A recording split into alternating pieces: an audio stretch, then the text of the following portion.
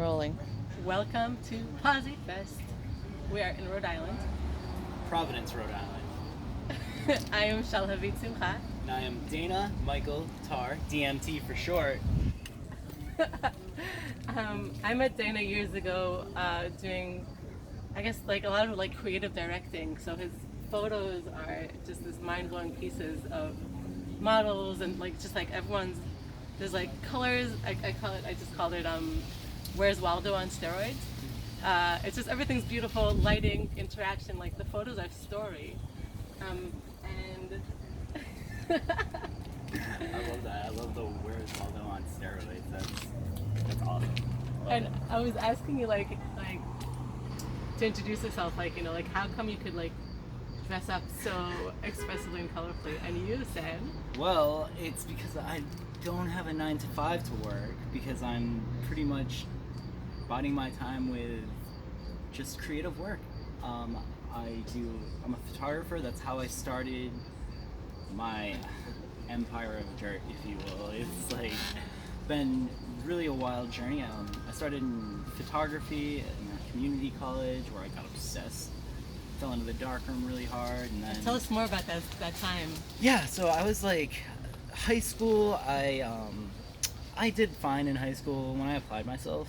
I was more interested in skipping school and skateboarding and just kind of doing my own thing, I did well in like sociology and English courses, but primarily I was more focused on taking a study hall to catch up on sleep, So I did the community college route, needless to say. That's the result of that. That's what happens, kids.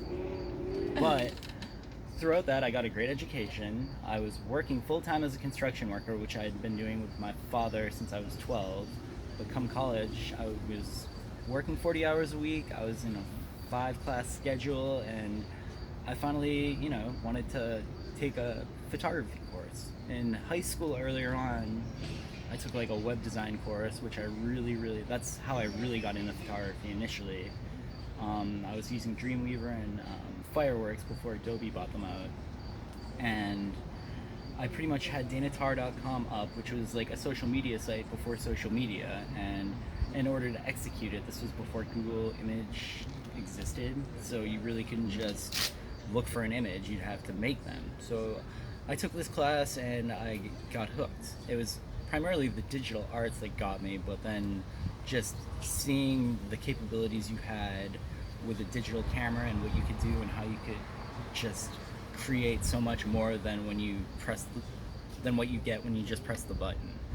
So fast forward to community college, I told myself, because I was too busy doing study halls instead of taking art classes. Well, I want to like that part where like you said that you the janitors knew you because you just like come to like the dark totally room. yeah So it's like she was like a person who followed his passions, and now you work with like all these like amazing artists, including myself. Yes, but like you help like create music videos for like I've done videos for Joyner Lucas with Project 2 Studios and Humble Hero Productions. I've worked with Chris Webby. I've worked with Drake, 2Chainz, Macklemore, Chris Brown. Like,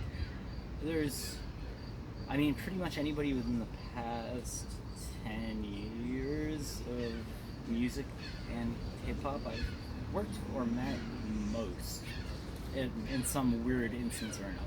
And that's because you were just following.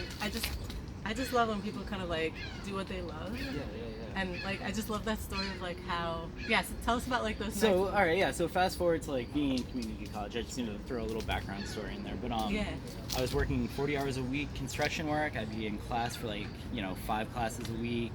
That was probably another like 25 hours, and then I just started my darkroom course, and I got so obsessed where on top of that already hectic schedule, I'd fit another additional 30 hours a week in the darkroom.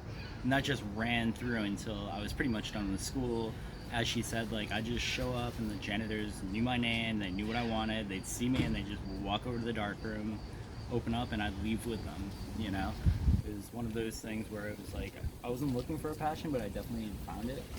And so you just enjoyed doing it. And so I just enjoyed doing it so much where I was like, I had 3 credits left in community college, and I was like, you know what, I'm just gonna go find a school that's like an exclusively photography school. Once again, before YouTube was what it is today, where you don't really need anything except YouTube at this point. It's amazing. But I decided to go to the New England School of Photography in Kenmore Square just because it was like the most professional program that like I saw in that area, and I wanted to go to school in Boston. My best friend was at Berkeley, and a bunch of my other friends were at Emerson. So I'm like, you know what, I'm gonna do the college thing for real this time. So we did that, and I busted my ass. I took more classes than I should. After I graduated, because the second year you primarily focus on your major minor, and then sometimes like people take a digital course. I ended up taking like 4 majors like the first term just to learn little bits and pieces about everything. Like I took advertising and like portraiture, and then didn't want to develop an advertising portfolio, so I dropped that. Just did that so I could get the like. I pretty much after me they made a limitation to how many classes you could take because I was such a headache, just like taking classes to learn what I wanted and then dropping them immediately. Oh wow. So I was definitely a headache. But then, you know, by the time I was done there, I was just like, it was when Facebook still had like really, really great organic growth. And I built my page up and just was hungry. And I just found the people in Boston who were killing it, really. And just by being adamant and not being afraid of reaching out on a social platform, which was, you know, a new thing at that point. It was making everything so much more accessible. And still today in your photo shoots, like you live in an amazing, like you're in an intentional community. Yeah. When you also live like, not the 9 to 5, but like the traditional lifestyle, like, whole family, and you have a studio where you have like all these people to work with. Yeah, it's... And just kind of like bring them up. It's a very fulfilling existence.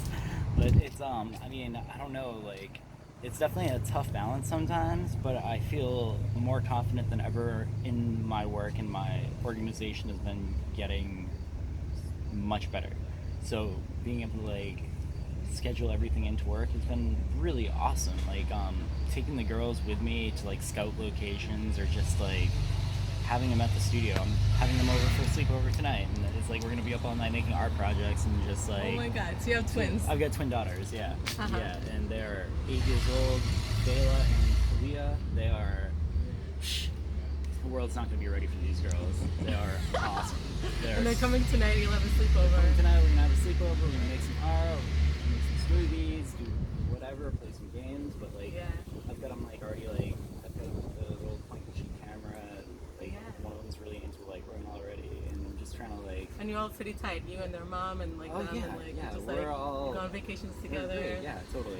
We're not necessarily together right now, but like, she's like my best friend, and like, we're definitely solid co-parents, and I'm just... Everything is like in line, and I'm just excited. It just takes like really good time management, which I still don't have. I feel like I'm getting there. I love how you're both making it work, and how you're also transparent of like, like I'm doing what I love, I'm trying to get there, and you're like, I don't know if I'm gonna get the next gig, but I'm really trusting myself and I'm doing what I love. Definitely. And like you're like transparent about like, oh, I still need to figure my time. I feel like it's just a really good message for people. It's important, and there are ups and downs, and like realistically, during COVID, I wasn't qualified for unemployment because, freelance work was coming in still to some extent. But it wasn't enough so where I could, really survive on at the time, but I couldn't get unemployment. So, like, one thing that I kind of wished that I had done earlier in my career is not let my ego get in the way of affording myself, like, a part-time job. That is one thing that I've seen in artist communities. After living in artist communities for so long, people are so proud to be an artist, or they won't get a job and they'd rather like starve and like not pay their bills or have a car than make money. And it's like, things definitely got tough. Like during COVID, my car died. Like I was definitely like, I wasn't starving, but it was like definitely like tough paying rent. And I, for the time being, like I decided to like get myself a part-time job, and it was in a warehouse facility, and it was amazing. And the most important thing is, right, you have to keep an open mind, and you have to be able to learn from whatever you put yourself in. And by going to this warehouse job, not only was I able to make money to like flow me through until like I got myself back on my feet with my freelance stuff, but I was able to take in all of these processes of organization and just apply them to my studio. And it's just just like all about, even if you're like, whatever you're doing, creative or not, you to make your time work for you.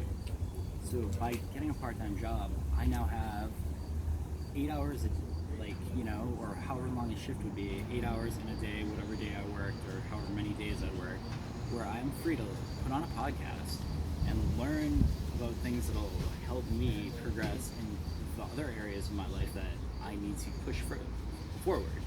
Yeah. So just by doing that, I'm getting just petty cash, you know, being able to afford things, get a car on the road, you know, and it's just like, then I'm getting education, I'm getting paid to do it all. That's and then amazing. I'm leaving there inspired from all of the things that I heard about and just having to work kind of a menial job and get amped to actually go put it in. I love that. And I hear from you, like, what were we gonna say? Oh no, and it's just like, it's crazy. And then like through that job, like the boss of that company saw me and like found out what I actually do, and he pulled me off of doing this warehouse job, and he's doubled my salary.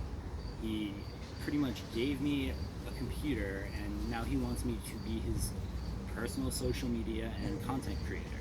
So that's like, don't let your ego get in the way of an opportunity.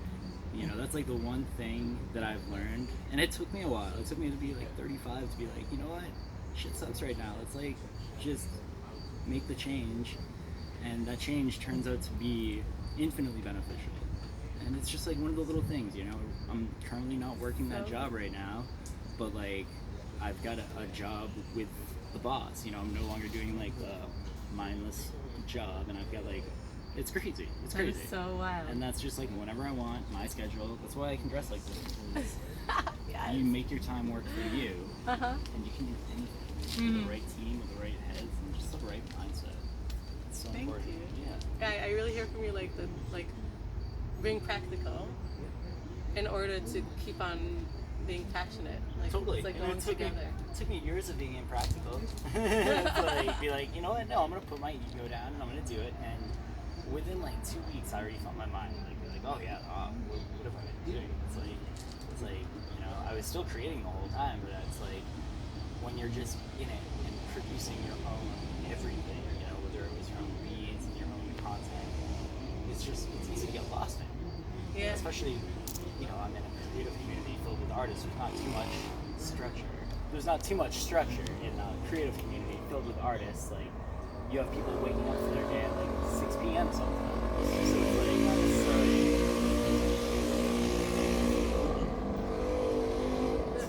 So yeah, it's easy to get lost in your own freedom and not be as productive. Oh my God, yeah.